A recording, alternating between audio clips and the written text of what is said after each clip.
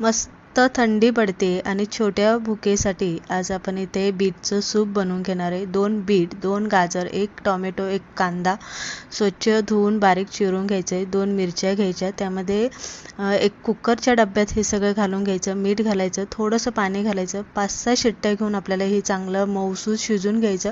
एका ताटात काढून थंड करायचं। थंड झालं की मिक्सरला एकदम बारीक अशी फाईन आपल्याला याची ग्रेव्ही करून घ्यायची, म्हणजे आपल्याला गाळणीने गाळायची गरज पडणार नाही। त्यानंतर कढईमध्ये 1 चमचा तूप घालायचं, जिरी घालायची, काळी मिर पूड आपल्याला यामध्ये घालायची, थोडंसं हिंग यामध्ये घालायचं आणि कोथिंबीरचे दांडे जे असतात त्याचे बारीक बारीक दांडे चिरून यामध्ये घालून थोडंसं 1 मिनिटभर परतून घ्यायचं। केलेली ग्रेव्ही आपल्याला बीटाची यामध्ये घालायची, मीठ घालायचे, काळं मीठ घातलेले, थोडीशी साखर आणि पिस्ता सीझनिंग यामध्ये घालून एक चांगली उकळी काढून घ्यायची। छान छोटे भुकेसाठी आपलं सूप बनवून तयार।